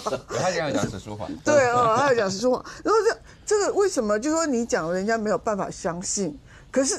没有办法相信，就是你包括这种像林家后代这种人，他基本上虽然没有从政，但是我觉得基本上从他的整个祖辈来看，他应该也是跟国民党的关系会比较好的。那为什么今天会跳出来说我要帮忙联署？那你显然你也没有说服这些人，你不要再去扯说这个明明就是民进党是有做啊，没有错，但是有更多不是民进党人来做。为什么你们讲的那些理由，这些所谓的社会人士，譬如说阿美啊或者什么人都没有办法解释嘛，都没有办法接受，所以才参加这个罢免的团体。我每次看到那个某一台就在讲说，这个民进党是恶霸，哪有1年开始就把我们罢免掉，怎么样？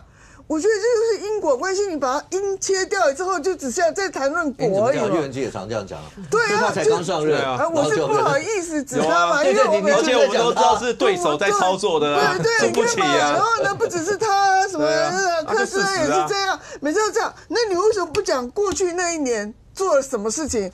先射箭再画靶。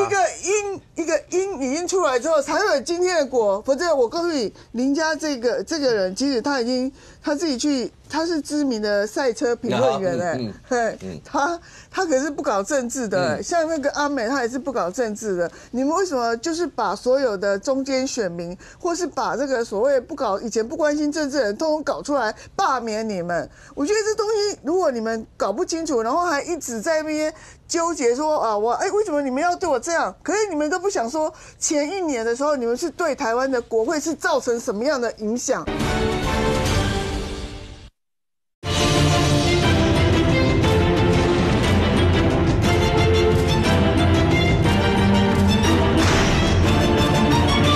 每次都这样，那你为什么不讲过去那1年做了什么事情？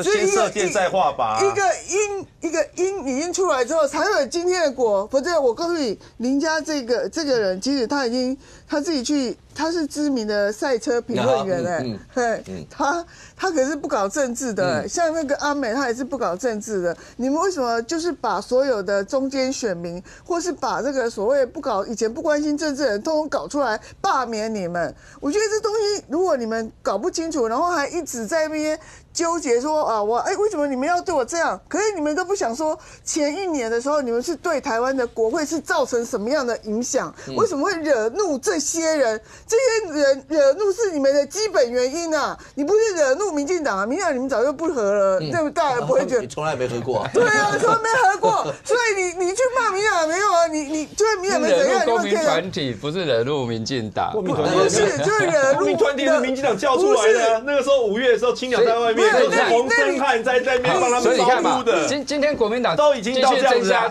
再演真的都不像了。柯建铭都诚实了，继续增加仇恨，选完就在规划大罢免了，增加这个公民团体对你的仇恨。公民团体就是你们的人呢，还就是公开支持民进党团体叫公民团体。吴林家是民进党叫得出来的吗？不是嘛？你现在举的都是说，你现在举的就是，哎呦。这个人呢，他可能去支持民进党的罢免。本来我们也找得到雾峰林家支持国民党要罢免民进党，一定也都找得到。好，你找啊，你去找啊，一定都找得到啊。你去找出来。他一个家族这么大，当然有的是蓝，有的是绿嘛，这很正常啊。不肯讲出来，不肯跳出来嘛。因为现在我看现在民进党形塑一种很恐怖的氛围，所以蓝营的支持者真的表态的率比较低。像许就来了，又把蓝营的这个选民弱智化。我告诉你。你们得罪的就是知识蓝那一块，你们一直在讲这件事情，就是在得罪知识蓝那一块。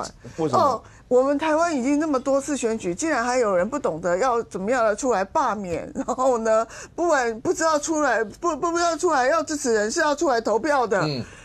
知识人，我告诉你，知识人这不是什么知识人。我今天早上去一个里长那边，里长也都不知道。你不要猜，里长也是听我讲才知道。不同意要出来投票。国民党现在的做法就是把所有的人都集中在我们民进党这边来。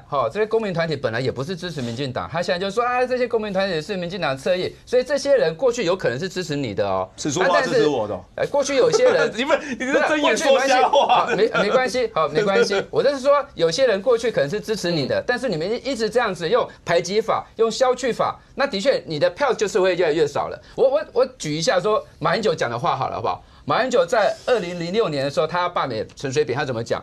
他说：“人民头家拿权力拿回来就是罢免，罢免跟选举一样呢，是普通的事情。就算没有犯罪，只要他无能。”人民已经不信任他了，就可以把权力拿回来，是马英九讲的，还在那时候要罢免陈水扁的时候这样讲的。我觉得局势已经都变了。你看费鸿泰，大家骂在叫呼唤费鸿泰呼叫多久，他就拍一张登山的照片，很悠哉在那里，他也不管你。黄旅叫他也不管啊。那你看最近以前有个电子报的那个董事长，他一开始就讲说，不会成。他最近接受中评社的评论的时候，已经说好，国民党会变少数了。那局势通通在变，在变，原因就是因为你们中央根本没有。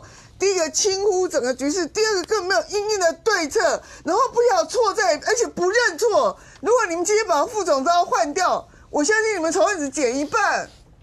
一中，当然最近会有很多的一些民调，包括蓝营啊、绿营、白营啊之间的支持度啦，或各方面。可是难道国民党都没有能够所谓的背水一战的一些方式吗？那包括连胜文在媒体上面讲说，他觉得蓝白两党，去组所谓的执政联盟，你觉得这个对他们来讲，这时候白银，黄昭一定有角色了吧？有。黄昭其实本来从大罢免，大家说白银的八席根本不会有事，为什么没有？因为白银总不可能在整个大罢免过程什么事都不干吧？对。所以现在看起来，蓝白真的要组所谓的执政联盟，是一起抗这一次的罢免风潮，然后未来再一起跟民进党竞逐吗？有啊，呼叫黄国昌，罢免许智杰，罢免钟嘉宾。他在今年2月就说，如果你们要搞大罢免的话，我首先就点名民进党这2个不是的立委，我要启动了。结果现在啊，我给各位看一下许智杰跟钟嘉宾。好，我们先看左边，这个是罢免许智杰的发起人，不是民众党的人，今天叫他朱磊。那这个人是谁呢？这个人原来他其实是中国的移民，一起中国人，然后他安徽人，后来移民香港，2016年才移民台湾，然后现在成为了罢免许智杰的发起人。好，你说这个没无所谓，但是重点是他讲什么话？他就接受访问就讲啊，他说党安排党员抄党员名单有错吗？一个党如果不容许党员抄名单，那还叫党吗？叫这个党解散掉了算了。他讲的应该是中国共产党，如果在共产党底下抄名单没问题。可是朱先生，你不要抄到死人嘛！对，朱先生，抄不行的。朱先生，这里是中华民国，你不要抄到死人，刚好死108人，这样怎样？抄都不行。水浒传上梁山吗？所以我现在讲说，这个东西本身就，你看，连领先人自己都认为说抄名单这件事情是理所当然。这里不是中华人民共和国呢，这第一点哈。然后另外呢，就是我们看右上角。这个也是霸团，他们很开心做了一个广告，在宣传车，他就说赖清德冒号吴佩益是我的影子，啊，网友就说，你搞清楚呢，赖清德现在我们用镜新闻最新的民调，他的满意度还有49%，他不满意度是37%，你这样子。赖清德的支持度高的话，那你这样要罢免吴佩益，这不是怪怪的吗？然后最下面这个最有趣，这是一个罢免的团体，就是说征求罢免钟嘉宾领衔人，因为罢免钟嘉宾啊，就要被启动嘛。重点来啊！第一个，国民党基本上没人敢做领衔人啊，就是这个领衔人从超名车就叫黄国昌出来做啊。对，我现在就讲就是说呼吁黄国昌，因为你不是说你要罢免钟嘉宾跟罢免徐志杰已经被人家抢走了，基本上给我钟嘉宾的机会，会机会要出来。所以从这个过程你可以看到，国民党现在完全慌了手脚。那如果你要蓝白合，你其实叫陈世轩也可以出来做。某一个够小啦，某一个大啦，他都敢叫呼叫朱立伦在哪里？民众党就是出鸡嘴，基本上国民党在落难当中，他们就时不时去办一下活动，然后扣一下人，然后就在就是在那边好像有要做什么事，但实际上什么事也没做。你有在条例一罢免，你就担任领衔人啊！你到现在，国民党找那下沙布鲁的青年军当领衔人，你有看到民众党谁来当领衔人吗？所以民众党的是出一支嘴，他就第一点。那第二点呢？国民党之前因为陈云珍又要讲到陈云珍，因为他得罪了文化团体，所以人家又做了第6次的广告。今日是讲，他这次用台语讲哦，上次是讲国语，这次讲台语。他就说有人呢有一个那个。做工的人，他去买那个电蚊拍，电蚊拍坏去啊，伊就问店员说，这电蚊拍坏掉可不可以？店员跟他说，会使啊，这拍片坏去1个月内都可以换哦。伊就讲，亲像咱的立委啦，领人民纳税钱变去做歹代志吼，物件歹去会使换，立委变去嘛会使换，安尼就是这 of course， 安尼这今天的广告，我最好笑是这第6支，这全部都免费，你不去得罪文化团体，他就做这个广告。好，那最后我们来讲民调，那民调呢？我先跟各位报告，我给刚看的这个镜新闻的民调，赖清德民调是下降的。我先跟各位报告，因为他做的时候是4月13号，就上礼拜，上礼拜你知道股市都在崩盘，大家都压力很大，所以赖清德的满意度啊，其实49%其实已经下降了1.6%，不满意度啊37%其实上升了5.2%，所以赖清德其实相对他是，我要强调这民调有公正。但在这个就遇到关税浪潮，赖清德民调下降的情况下，我们来看3党的民调变化。我们最看最上面那一张。民进党的政党支持度竟然还上升电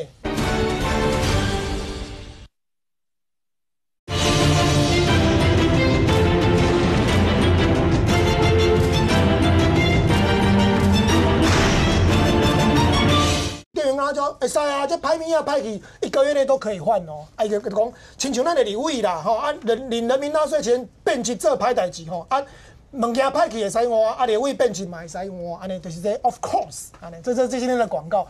我最好笑是这第6支，这全部都免费，你不去得罪文化团体，他就做这个广告。好，那最后我们来讲民调。那民调呢？我先跟各位报告，我给刚看的这个镜新闻的民调，赖清德民调是下降的。我先跟各位报告，因为他做的时候是4月13号，就上礼拜，上礼拜你知道股市都在崩盘，大家都压力很大，所以赖清德的满意度啊，其实。49%其实已经下降了1.6%，不满意度啊37%其实上升了5.2%，所以赖清德其实相对他是，我要强调这民调有公正。但在这个就遇到关税浪潮，赖清德民调下降的情况下，我们来看3党的民调变化。我们最看最上面那一张，民进党的政党支持度竟然还上升跟上个月比的，跟2月比的话，它上升了上升了4%到40%。那我们看下面。中国国民党呢，跟2月，照理讲你上礼拜做应该是对民进党相对不利，因为在那个股市大跌的情况下，国民党的支持者剩16.9%，现在下降了1.2%啊，民众党差不多持平，从13到14。中国这边跟我们就讲，你连这个在这个大关税的这个压力底下做出来的民调，你国民党看起来好像也没得利，甚至还下降。然后往下看，他说他就问你说，您的选区要被罢免立委是国民党多还是民进党国民党？那当然国民党因为罢免多是有77%嘛，民进党10%。我们看最下面那一张，他说如果你去投票的话，请问你会投赞成还是反对？好，这是不分蓝绿的选区，结果赞成的有52%。反对的38%，这是一个很大的警讯。不管对民进党来讲，或对国民党来讲，因为我们说罢免是一个攻击的行动，所以对被罢免者来讲，如果只要2阶有过的话，其实压力很大。我最后再给各位看一张图，这张图是讲说，那你说国民党跟民进党怎么样呢？我们来看这个，一样是这个镜新闻的民调，你可以看到酸哭那些民进党的委员赞同他说你会不会就是说如果过2阶联署的话，你会不会去投票？在民进党立委的选区里面。一定会投票的有56%，反对的是43%。但是国民党的警讯在于，如果是国民党立委的选区的话，会去投赞成票的竟然高达72.6%，反对的只有25%。所以这就是为什么你可以看到国民党现在这些要被罢免的立委，每一个压力都已经是爆表。我在最后分享一张图，这是我们去年在那个青鸟运动，我有个朋友他是大安区的立委，选民，他们就做了这张。大安区立委不容易看。不，他们就做了这个。我是大安选民，罗志祥，你听好，你准备被罢免吧。当时他们就分发这个图像，这个海报，大家经过都只是点点头、微微笑。我们那时候青鸟运动会很多人，对不对？几百万人，但你看到这东西笑笑，那个笑笑的表情就是说，好啦，我知道你是大安区选民，你很衰在深南区啊，有个情绪，那我笑笑的是讲。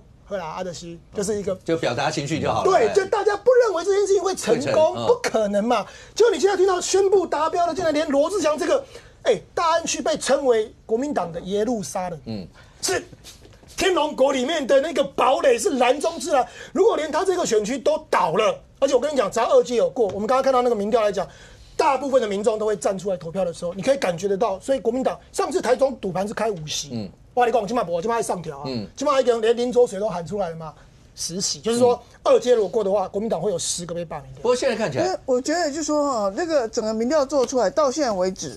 普遍做起来不赞成罢免还是多于罢免？是啊，那这个环境应该是有利于国民党才对。可是今天为什么会搞到这个样子？所以说，我一直讲说，你们一直把中间选民跟执事栏得罪的原因就是这样子，因为这个罢免的东西就是取决于这个所谓的态度的积极度嘛。比较政治态度积极者，他就会出来投票，出来这个造成这样的风潮。可是你们今天蓝营的人。为什么没有这种热情为你们出来拼命？为什么？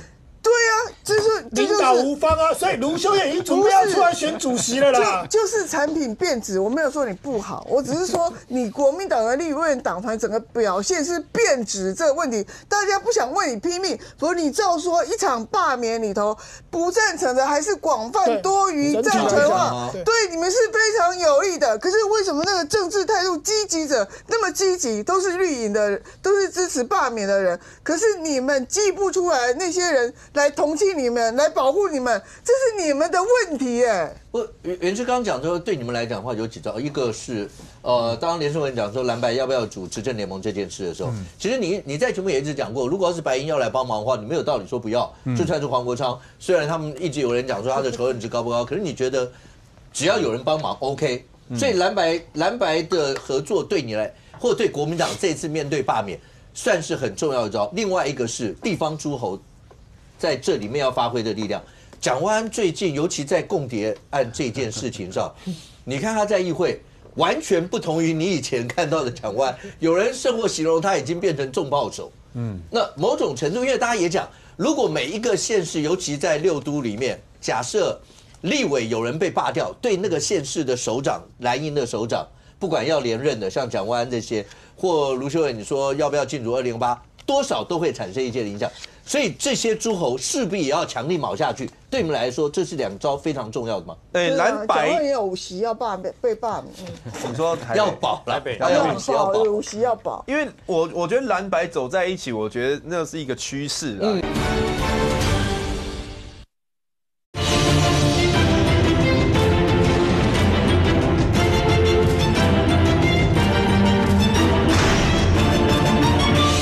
袁志刚讲说，对你们来讲的话有几招，一个是当连胜文讲说蓝白要不要组执政联盟这件事的时候，其实你在节目也一直讲过，如果要是白营要来帮忙的话，你没有道理说不要。就算是黄国昌，虽然他们一直有人讲说他的仇恨值高不高，可是你觉得只要有人帮忙 ，OK。所以蓝白的合作对你来，或对国民党这次面对罢免，算是很重要的招。另外一个是地方诸侯在这里面要发挥的力量。蒋万安最近，尤其在共谍案这件事情上，你看他在议会完全不同于你以前看到的蒋万安，有人甚或形容他已经变成重炮手。那某种程度，因为大家也讲，如果每一个县市，尤其在6都里面，假设立委有人被罢掉，对那个县市的首长，蓝营的首长，不管要连任的，像蒋万安这些，或卢秀燕，你说要不要进入2008，多少都会产生一些影响。所以这些诸侯势必也要强力卯下去。对你们来说，这是2招非常重要的吗？蓝白也有5席要被罢免。你说要保台北，要保5席要保。因为我觉得蓝白走在一起，我觉得那是一个趋势啦。因为现在很明显是执政党认为在野党在立法院太多席，他们想要单独过半，然后柯建铭想要当院长，所以是执政党要罢在野党嘛。那在野党这个时候还不结合在一起，还要被各个击破，那未来真的台湾就一党独大。那个时候，南韩在宣布戒严的时候，民进党还发一个社群，还帮尹锡悦讲话，就说啊，尹锡悦是因为北韩有渗入到国会啊。其实他们的现在执政党那种专制思维很恐怖了。我觉得你记性蛮好的。对啊，所以现在我觉得大家要防止的就是专制的产生啊。所以在野党一定要团结。所以民众党当然看到国民党这样，会愿意帮忙嘛。那我们当然也是要结合一切在野的力量啊，去反对这个不民主的罢免。可是当时选你们多数的时候，就是防止专制的产生。可是为什么现在那么多人罢免？不是现在不是说，你们自己都不检讨。其实反罢免还是比较多，可是民进党在赌一件事情，他在赌说出来反罢免的人会不会出来投票？这个是第一个，这个是一个热情的问题；第二个是大家对于这个选举熟悉的问题。我还是举那个最简单的数字。如果有60%的人反对罢免，40%的人赞成，但是这40%里面只要有70%出来愿意投，那就是28%过了。如果要60%的人里面只有4%愿意出来投，那就是24%。这个数学很容易看，所以积极度，绝对值当然是一个，另外积极度在里面非常非常的重要。对啊，所以你们怎么？刚才民众讲那个重点，你们怎么吹得出你们的人愿意出来嘛？对啊，所以我觉得不对嘛，对，所以我觉得表现不佳嘛，该砍的人没砍嘛，该换的人没换嘛。我已经讲过很多遍了，不想再讲了。就是说，像我觉得，像譬如说，我们是被罢的立委嘛，坦白说，我觉得我们要出来号召。应该是会有比我们更适合的人，像蒋万安，或朱立伦主席，或一些就是在我们党内比较有声量的人，其实他们应该站在第一线，去把我们的选民的热情把它吹出来。那像蒋万安，我觉得他现在就有在扮演这个角色。像以前他在市政质询，其实他也可以稀乎，因为那个议员问的问题很无聊嘛。他在台北市议会问说什么是哪个公，就说这不是台北市议会，你的议员太闲哦，这用那跑去问这种口水的问题，浪费自己关心市政的时间。但蒋万安也可以不理他，做代机啊，好做也可以啊，没有啊，直接跟他对呛啊，就你民进党啊，共谍都在你们民进党啊。我也觉得是这样啊！我昨天问卓荣泰说，请问一下那一位何仁杰，他是吴钊燮机要秘书，可以看了非常多吴钊燮的机密资料，包括美国传给外交部的机密文件、电报、情报，他可能都看到。但多久对他考核一次呢？8年没有做过一次。你告诉我，民进党很重视共谍，这么重要的人你不考核的，你很重视共谍。所以民进党抗中只是口号了。那我觉得蒋万安讲得很好啊，共谍就是你的民进，要消灭中华民国就是民进党，他等于是某种程度来说是号召让大家知道说，对啊，民进党每次都喜欢抹红人家，说国民党很多共产党，国民党哪一个都可以被抓嘛。好，那就请这个叶元之也一起来支持。好，就是说我们不管是立委或是说国会助理要去中国都必须要报备，而且最起码的嘛。那可是他们把这个立委要去中国去做报备的事情挡了几百次啊，所以说今天如果说国民党认为说共谍很重要，那共谍不是只有发生在民进党，有可能各个政党都有可能，因为中国就是要渗透嘛。那所以说如果因为这样子的话，为了国安的问题，国民党应该跟民进党一起携手啊，就是说要把这一个不管是立委或者是说其他的人要去中国，一定要先报备，这是最基本的嘛。那如果说连国民党这一点都没办法去做到的话，那表示说他们只是利用这个东西为自己来洗白而已。OK， 整个罢免风潮未来如果延烧下去的话，包括第2阶段过，到底各阵营会过多少？当然更重要的点是，到了第3阶段投票呢，结果又会是怎么样？对国人来讲的话，那所有关心这些罢免，那包括在国际之间，政府怎么样去应对，包括川普这些关税，大概多多少少都会影响到未来罢免在投票上，未来到底怎么样？我们大家拭目以待。非常谢谢现场所有来宾，也非常谢谢观众朋友收看，希望面对面，我们明天见，拜拜。